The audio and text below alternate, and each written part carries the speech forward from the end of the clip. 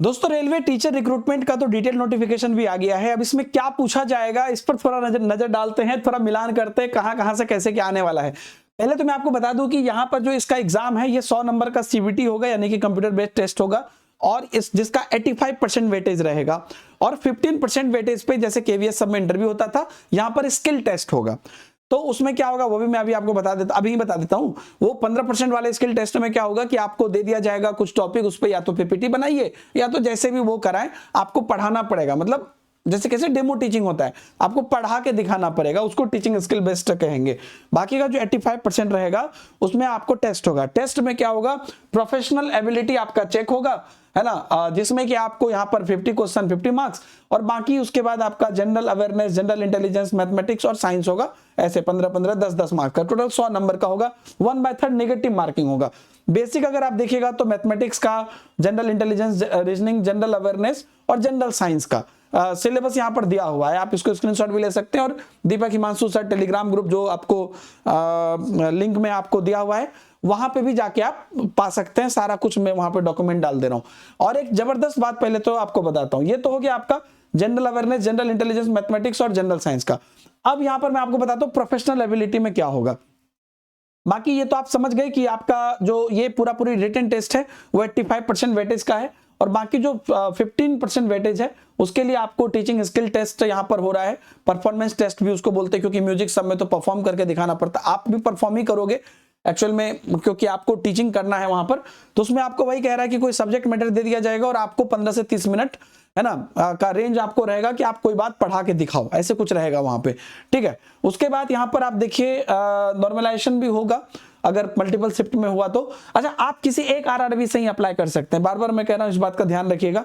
और उसके बाद यहां पर जो है मल्टीपल आरआरबी नहीं कर सकते। एक बार ना मैं आपको मेन पॉइंट पर लेकर चलता हूं कि जो इनका प्रोफेशनल एबिलिटी वाला है 50 मार्क्स का, उसका आप देखिएगा ना, तो जो पीजीटी और टीजीटी है उसके लिए एक साथ दिया हुआ है।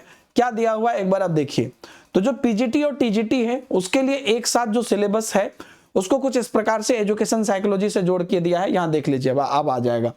तो all post graduate teacher and trained graduate teacher, तो यहां पर क्या है देखिए, एजुकेशन है ना, जिसमें आपको यहाँ पर मेंशन किया हुआ है कि आपका जो philosophy of education, sociology education, democracy education, education integration, ये सबसे आपको दिया हुआ है कि 22 से 28 क्वेश्चन आएगा।